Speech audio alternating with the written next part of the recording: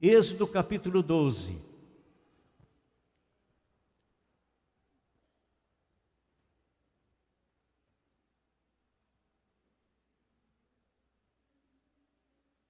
Não pode ser triste um coração que ama a Cristo. Não pode ser triste um coração que ama a Deus. Não pode ser triste um coração que ama a Cristo.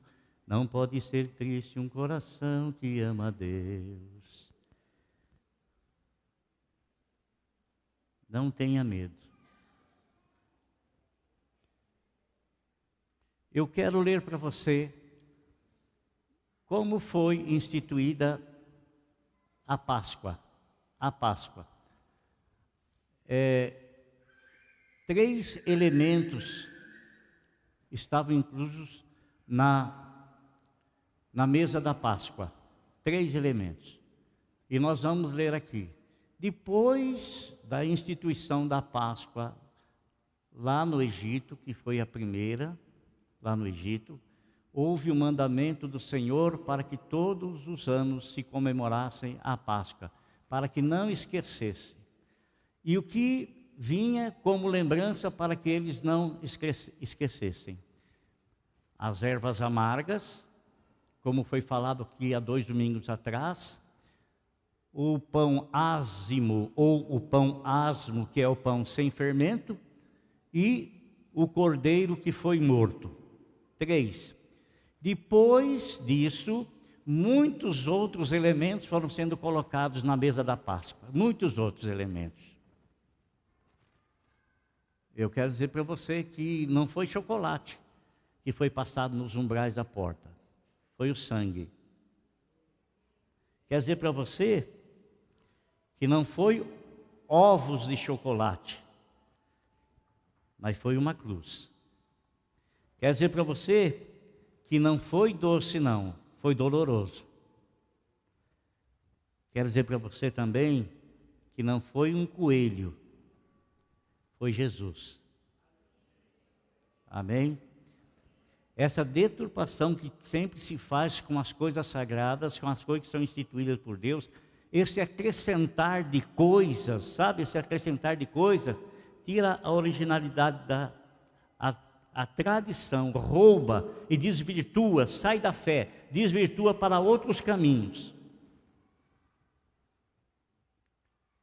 O Senhor disse a Moisés e a Arão no Egito: esse deverá ser o primeiro mês do ano para vocês. Digam a toda a comunidade de Israel que no 10º dia deste mês, todo homem deverá separar um cordeiro ou um cabrito para a sua família, um para cada casa. Se uma família for pequena demais para um animal inteiro, deve dividi-lo com seu vizinho mais próximo, conforme o número de pessoas e conforme o que puder cada um comer. O animal escolhido será macho de 1 ano, sem defeito, e pode ser cordeiro ou cabrito. Guardem-no até o 14º dia do mês, quando toda a comunidade de Israel irá sacrificá-lo ao pôr do sol. Passem, então, um pouco de sangue nas laterais e nas vigas superiores das portas das casas nas quais vocês comerão o animal. Naquela mesma noite, comerão a carne assada no fogo, com ervas amargas e pão sem fermento. Não comam a carne crua, nem cozida em água, mas assada no fogo, cabeça, pernas e vísceras. Não deixem sobrar nada até pela manhã. Caso isso aconteça, queimem o que restar ao comerem. Ou melhor, queimem o que restar ao comerem e sejam prontos para sair. Cinto no lugar, sandálias nos pés, cajado na mão, comam apressadamente. Esta é a Páscoa do Senhor. esta é a Páscoa do Senhor, não é esta que agora nós vemos e temos, não é, é essa aqui, é essa a Páscoa do Senhor. Ervas amargas, pão asmo, carneiro ou cabrito, essa é a Páscoa do Senhor. Isso foi um mandamento dado por Deus e foi um mandamento obedecido no decorrer da história. Por quê? Porque foi uma aliança que Deus fez com a nação específica, o povo específico de Israel. Quando esse povo entrou na terra prometida, houve uma obrigação dos pais passarem para os filhos essa tradição. Os pais passarem para os filhos e não apenas colocar uma erva lá, colocar o pão asmo lá e colocar a carne do cordeiro e do cabrito, mas explicar o significado, o simbolismo disso. O que isso representava, para que não viessem a participar sem ter noção do que estavam fazendo.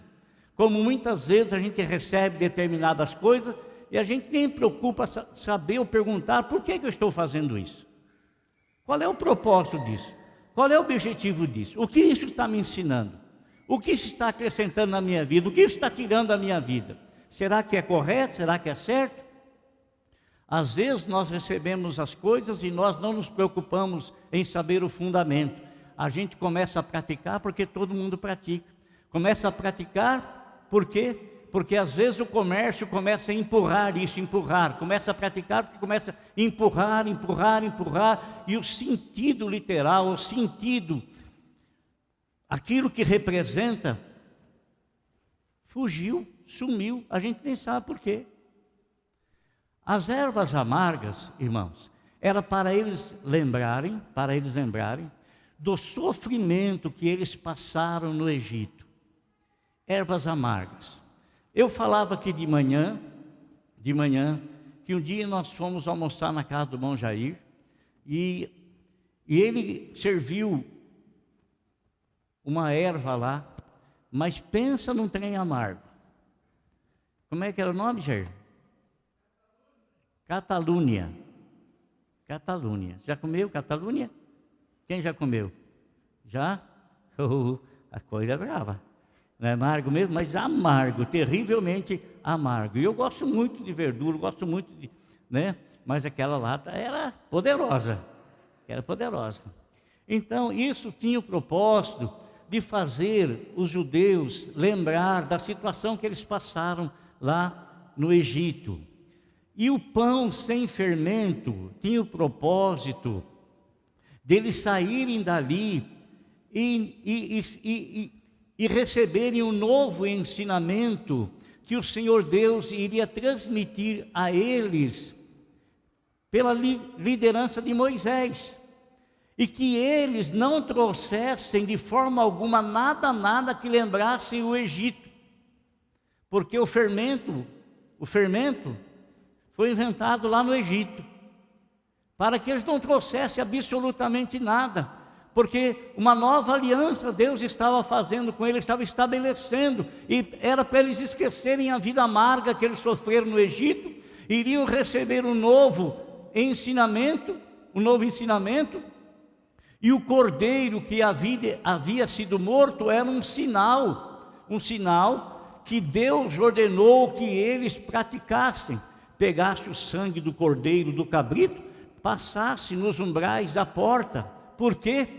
Porque viria a última praga sobre o Egito, em que Faraó não iria mais suportar, ia liberar o povo para ir embora, ia deixar o povo partir. E o anjo da morte, ele foi enviado, e ele passava em todas as casas que os umbrais estavam marcados, ele passava. Mas nas casas dos egípcios, que não tinham a marca daquele sangue, daquele cordeiro, que logicamente simboliza o cordeiro de Deus que tira o pecado do mundo, sobre aquelas pessoas que têm esse sangue sobre a vida, não perdurará sobre eles o espírito, não perdurará sobre eles o espírito da morte eterna, mas sim o da vida eterna. Então, eles, irmãos, fizeram isso e o anjo passava. E é interessante nós notarmos que quando eles saem do Egito, logo no primeiro obstáculo, logo na primeira dificuldade, eles se deparam com o Mar Vermelho. Deus os havia liderado, Deus os havia tirado das mãos, das garras de Faraó, por intermédio de Moisés, estava guiando, e eles chegam diante do mar e eles ficam confusos. Eles estão ali, não tem para onde ir, não tem o que fazer. Eles ficam apreensivos porque Faraó vem com seus exércitos atrás deles. E eles então, irmão, começam a fazer uma coisa que está escrito lá para exemplo nosso, e que a gente não deve fazer, mas é tão difícil evitar isso, tão difícil. Começam a murmurar da situação, começam a reclamar da situação. Moisés, você tirou da gente de lá do Egito para a gente morrer aqui? Mas o Senhor Deus estava no controle, o Senhor Deus estava no comando. O Senhor Deus abre o mar vermelho e eles passam felizes, alegres, satisfeitos, cantando. A Bíblia nos fala que Miriam, irmã de Moisés, veio com o tamborim tocando, e as mulheres vieram atrás, e elas vinham lá, cascalhando os pés, e vinham dançando de alegria por o Mar Vermelho. Eles viram, irmão, a intervenção de Deus, viram. Não era porventura para eles terem um novo pensamento, uma nova maneira de ver as coisas, não era. Não era para eles perceber que Deus estava junto deles, Deus estava com eles, e Deus iria guardá-los, iria abençoá-los, e Deus precisava de um instrumento humano para guiá-los. Esse instrumento era Moisés, e Deus estava guiando aquele povo. Eles entraram deserto adentro, irmão. No deserto não tem absolutamente nada. São 800 quilômetros do Egito, a fronteira do Egito com a fronteira de Israel. Uma viagem daqui a Belo Horizonte e de volta demoraria aí de 12, no máximo de 12 a 20 dias de caminhada. Mas eles ficaram 40 anos peregrinando ali. 40 anos. Uma oportunidade, irmãos, uma oportunidade de Deus manifestar o poder dele pelas inúmeras necessidades que surgiam ao povo no meio do deserto. Não tinha água, encontraram um poço de água lá, poços de águas encontraram, e água salobra, não podiam beber. Deus intervém e torna-se a água potável. Não era para ele se alegrar, irmão? Não é para ele dizer assim, não, Deus está cuidando de nós, Deus está nos protegendo, Deus está nos guardando, Deus está com as mãos sobre a nossa vida. Não é para eles pensarem assim. É assim que você deve pensar, irmão. Assim que você deve pensar, que a mão do Senhor está sobre você.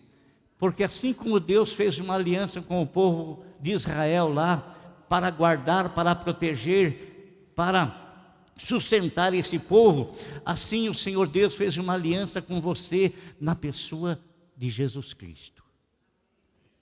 Uma nova aliança. Uma nova aliança. Mariana, você está aí, Mariana? Tudo bem? Prazer te ver. Deus abençoe. Mãe que eu não via há muito tempo, né? E tinha outros irmãos ali também, né? Glória a Deus pela vida de vocês. Glória a Deus pela vida de todos vocês. Você não sabe como a tua presença nos traz alegria. Traz alegria a mim, traz alegria para o pastor Cleito, pastora Ângela, pastor. Não vai falar, não. Pelo amor de Deus. O Lene, pastor Fernando, outro pastor Fernando está ali, pastor Fabrício, né? Ai, quer ver que esqueci alguém aqui? Não esqueci não, né?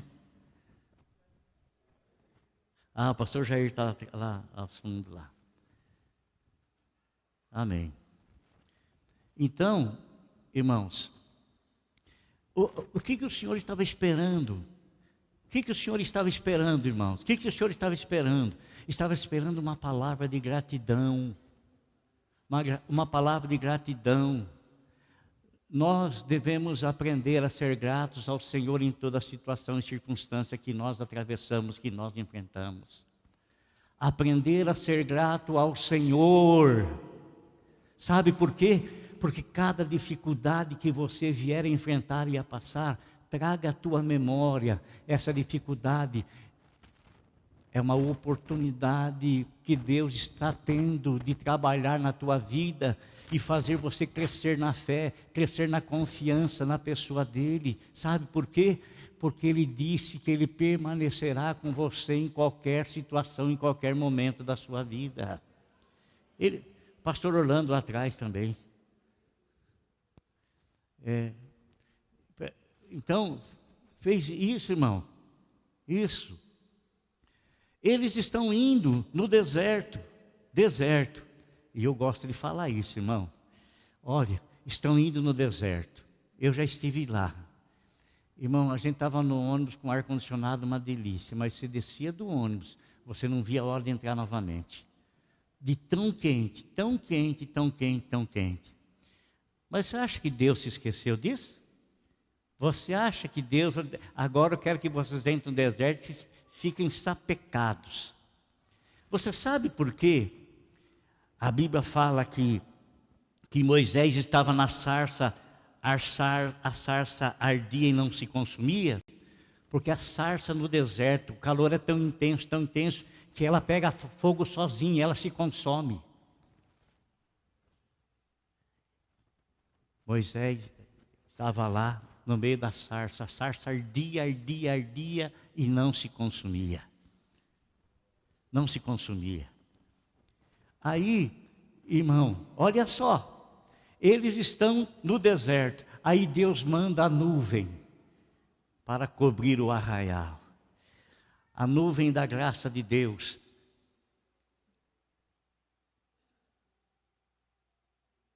A nuvem da graça de Deus, a nuvem do poder de Deus está sobre nós aqui. A nuvem da misericórdia de Deus, a nuvem da graça, do favor imerecido de Deus está sobre nossas vidas. O Senhor mandou uma nuvem, irmão, para que os raios solares não os queimassem. À noite, a temperatura no deserto inverte totalmente, cai, despenca. O que o Senhor faz? Colunas de fogo ao redor do povo, para aquecê-los. Amados, olha aqui. Isso é fantástico. Isso é fantástico. As crianças, eles peregrinaram durante 40 anos. Crianças que saíram do deserto não ficaram do mesmo tamanho. Que saíram de Egito não ficaram do mesmo tamanho. Foram desenvolvendo. Mas lá não tinha a loja do Sr. Farid.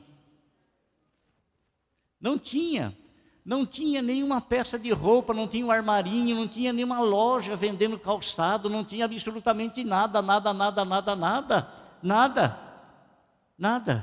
Mas o que aconteceu? A criança ia crescendo, o pé ia crescendo, a sandália ia crescendo junto. A criança ia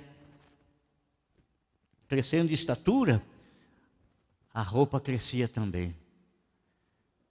Irmão, e a roupa, ela foi totalmente conservada.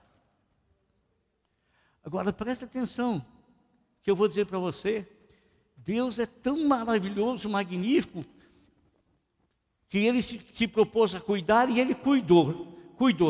Quando eles entraram na Terra Prometida, a Terra Prometida é uma terra que produz muito. O que planta dá. E quando se repartiu a terra entre as tribos, Deus não proveu mais nada não. Agora eles tinham condições de trabalhar, eles tinham condições de plantar, eles tinham condições de colher, eles tinham condições de desenvolver a agricultura ali, a agropecuária, eles tinham condições. Aí o Senhor abençoou a terra, abençoou tudo, mas eles que tinham que pôr a mão no arado. E Deus fez tudo isso, irmãos, tudo isso com um único propósito, de trazer daquela nação, aquele que Ele próprio prometeu através das profecias, lá do livro de Gênesis, no capítulo 3, versículo 15, quando o homem caiu em pecado, onde Deus prometeu que da mulher nasceria um que iria resgatar, iria pisar na cabeça da serpente. O que é pisar na cabeça da serpente? Quando o homem desobedeceu a Deus, caiu em pecado, ele perdeu a liderança do Senhor Deus sobre a vida dele, e ele se submeteu à liderança daquele através de quem ele foi enganado. Mas Deus não diz para o homem: agora vocês se viram, vocês me desobedeceram e... Não, Deus prometeu resgate. E esse resgate iria demorar um tempo muito grande, como demorou. Mas aquilo que Deus prometeu no princípio, Ele veio trabalhando a história, até trazer o cumprimento. Porque a Bíblia fala o seguinte, que na plenitude dos tempos, Deus envia o único Filho dele aqui a este mundo. Traz o Filho dele, envia o Filho dele. Irmão, o homem quando caiu em pecado, o homem não tinha condições de voltar a comungar, a comunhão com o Senhor, não tinha condições, porque Deus, Ele é santo, Ele nunca deixou de ser santo. O homem foi criado em comunhão com Deus, o homem foi criado à imagem e semelhança de Deus, foi criado em santidade. O homem tinha condições, tinha contato com o Senhor, contato direto, não havia nenhum tipo de intermediário, de mediador.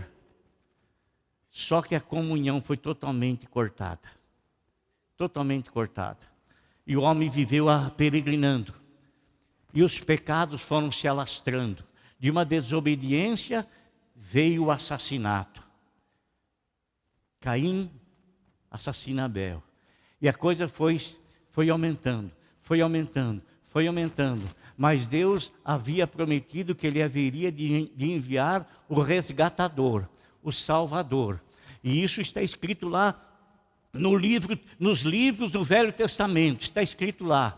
Deus não se esquece daquilo que Ele fala. Deus não se esquece. Eu quero fazer aqui apenas para me completar o que eu quero dizer. Irmão, a Bíblia é um livro sagrado, um livro magnífico.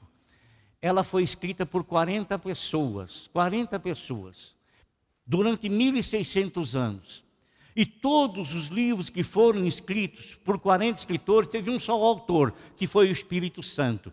O Espírito Santo inspirou Moisés a escrever os primeiros livros, inspirou todos os outros profetas a escrever os demais livros, inspirou os apóstolos, os escritores do Novo Testamento a escrever, e inspirou João, o evangelista, a escrever o Apocalipse, 1.600 anos, de forma que dificilmente um conheceu o outro, dificilmente.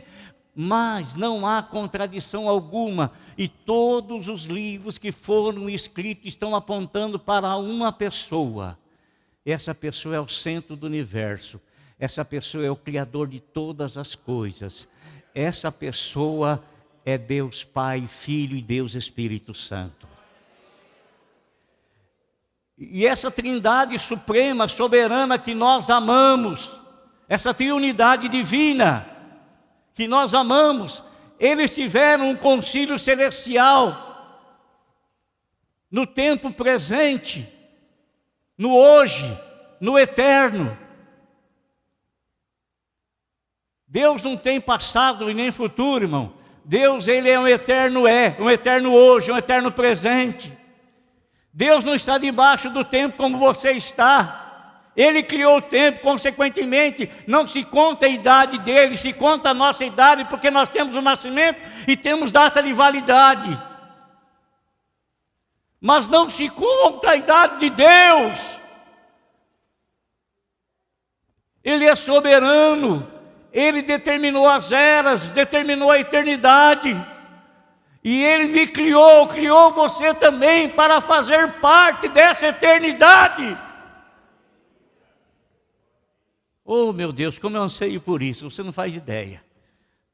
Como eu anseio por atravessar os portões celestiais e olhar e ver o Senhor Jesus Cristo como Ele é hoje, porque Ele não é aquele retrato que a gente vê pintado, que muitos homens tentam da melhor maneira possível retratar, não é.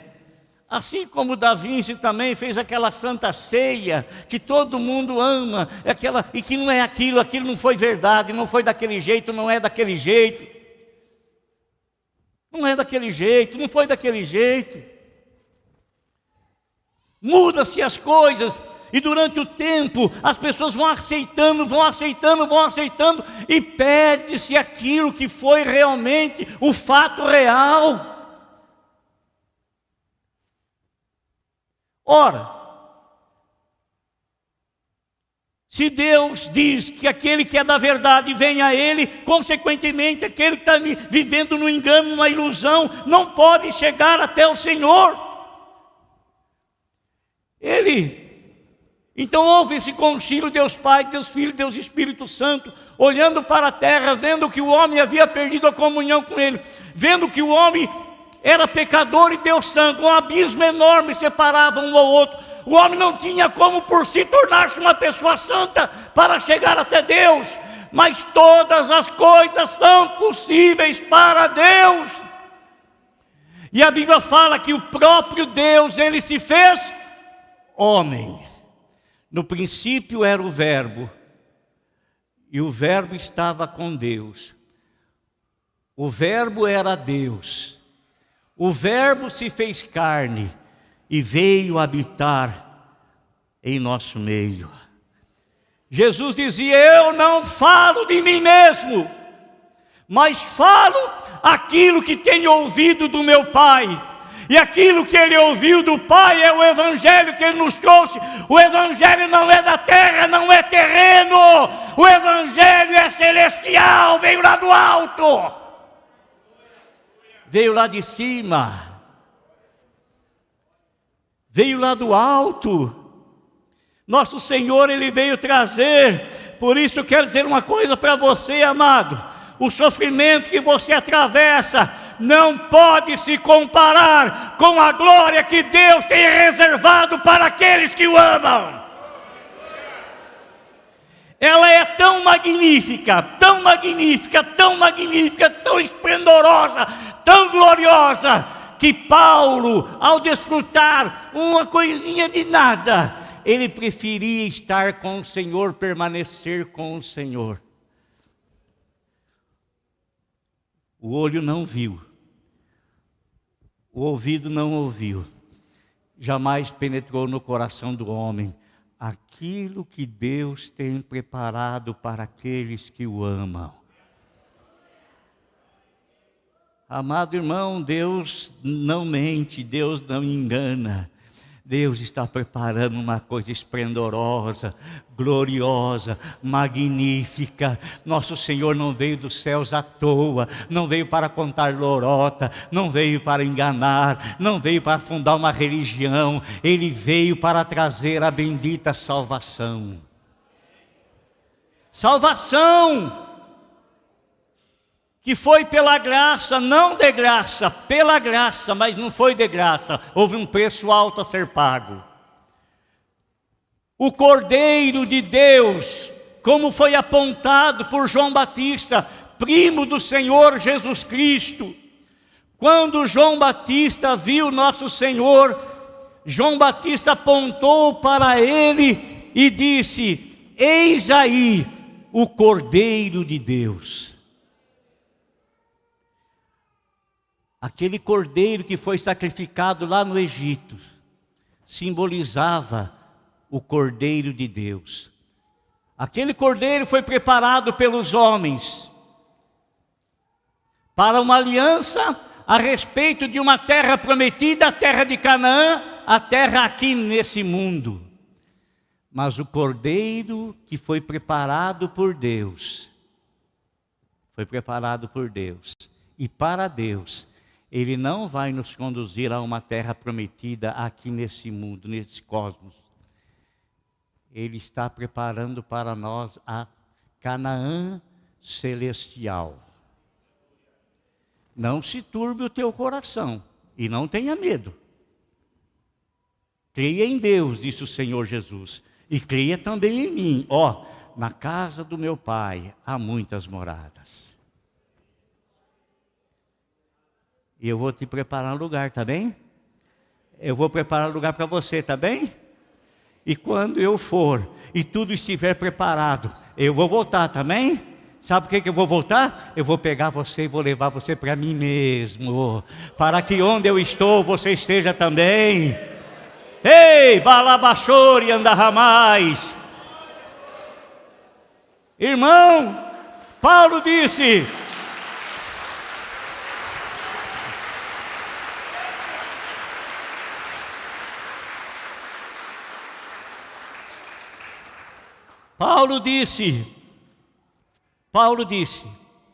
se a nossa esperança fosse tão somente aqui nesse mundo, por mais coisa que viéssemos a ter, por mais fama que o nosso nome possa alcançar, por melhor que seja a nossa posição social, um dia, já era. Todos nós temos essa consciência, muito embora muitos não querem acreditar nisso. Paulo disse: se a nossa esperança fosse tão somente aqui, seríamos os mais miseráveis de todos os homens, porque nós temos guardado a nossa vida para o Senhor Jesus. Temos santificado a nossa vida, temos nos separado de muitas coisas que dá prazer na carne, porque nós procuramos glorificar a Deus na nossa vida, e o prazer na carne não glorifica a Deus, mas sim a produção que nós realizamos no seio da igreja, a produção que nós realizamos no evangelismo, a produção que nós realizamos na pregação, aquilo que nós realizamos através de ganharmos almas. Como é bom, como é bom, como é bom. Às vezes eu fico tão assim sentido, porque eu vejo assim alguns irmãos assim, distanciando do Senhor, tendo atitudes. Aquilo entristece a gente. Sabe por que entristece a gente? Porque se o Senhor vem numa hora que a pessoa, pronto, perdeu a eternidade por causa de bobagem, besteira, ilusão. Irmão, quando o Senhor Jesus Cristo ele veio, então ele participou todo o tempo da Páscoa. Por quê? Porque era um mandamento. E os pais dele passaram para ele. E ele disse que ele veio para cumprir a lei, era uma lei.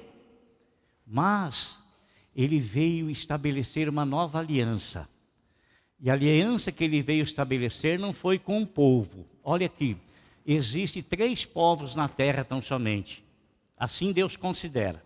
Para nós existem muitos. Existe o americano, o inglês, o baiano.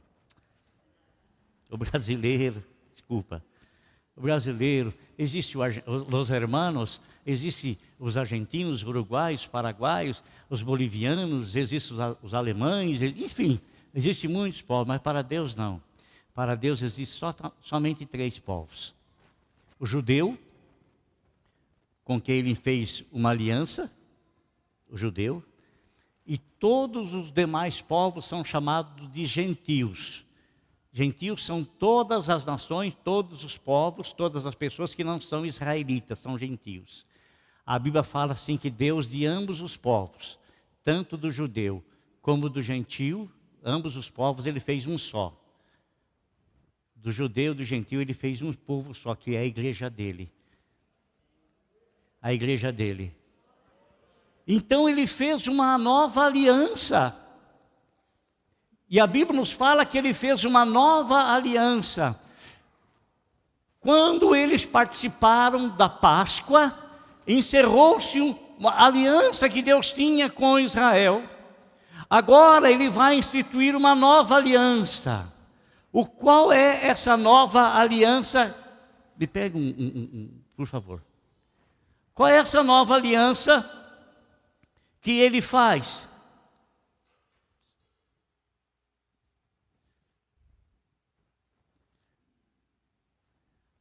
Temos 3 frascos aqui. Um aqui que tem o pão asmo e um pedacinho de folha amarga. Essa e mais o cordeiro foi a aliança que Deus fez com Israel. E nós vamos comemorar aqui só para nós termos ideia como é.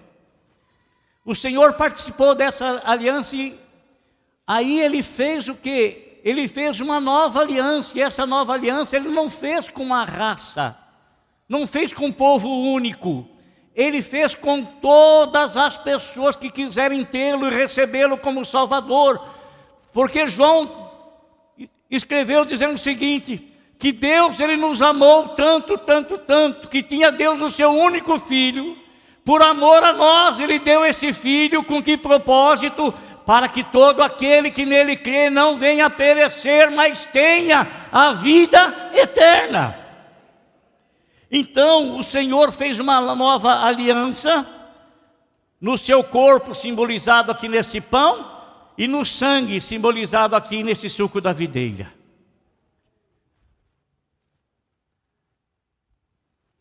Uma aliança feita com todos os povos, com quem quiser. O Senhor quer ter uma aliança com você, Ele quer ter uma aliança, um contrato com você. Ele quer ter essa aliança com você. Lógico, a vida é sua. Deus deu, você faz o que você quiser com ela. Mas você deve saber que você veio aqui a este mundo para glorificar a Deus. Você deve saber que você não veio aqui à toa. Você veio aqui para que o nome do Senhor Deus seja glorificado na sua vida. Você pode não querer isso, você pode escolher outro caminho, você tem liberdade, livre-arbítrio para fazer o que você quiser. Mas uma coisa eu quero que você fique sabendo. Você está ouvindo essa mensagem e o Senhor Jesus Cristo está batendo na porta do teu coração. Porque é isso que fala em Apocalipse. Eis que estou à porta e bato. Então, Ele está batendo na porta do teu coração porque Ele te respeita. Ele respeita a liberdade com a qual Ele te criou, dando a você o direito de escolha. A porta do teu coração, a maçaneta dela só é do lado de dentro. É interna, não tem porta externa. É só você que abre. Você abre para quem você quiser e você fecha para quem você quiser. Abra para quem você quiser e feche para quem você quiser. O coração é teu, mas uma coisa Ele está fazendo. Ele está batendo na porta do teu coração. Quem bate quer fazer o quê? Quer entrar.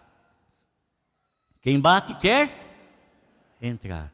Ele quer entrar na sua vida, Ele quer fazer essa aliança com você, Ele quer garantir para você aquilo que você não tem. E aquilo que você não consegue alcançar sozinho. Porque se você tivesse condições de alcançar sozinho, não precisava dele. Ele não poderia dizer assim, eu sou o caminho, a verdade e a vida, e ninguém vem ao Pai a não ser por mim. Ele não ia falar isso. Ele diria assim, ó, você pode fazer o teu caminho, você pode criar a tua verdade, e de qualquer forma você vai chegar na presença de Deus e vai entrar dentro dele, lá no céu. Não foi isso que ele disse. Ele disse que Ele é o caminho, que Ele é a verdade e que Ele é a vida. E que ninguém entra na presença do Pai Celestial a não ser por intermédio dEle. Mas Ele está batendo aí. Está batendo na porta do teu coração, está aí batendo. Decida o que você quiser fazer. Mas Ele quer fazer uma aliança com você. Ele quer garantir para você a vida eterna. No sangue e no corpo. Corpo que foi moído pelas nossas transgressões. E o sangue da nova e eterna aliança, o sangue que nos purifica de todo o pecado e que nos torna santo e que nos torna aceitáveis diante de Deus e que nos leva a termos comunhão com o Senhor. Amém?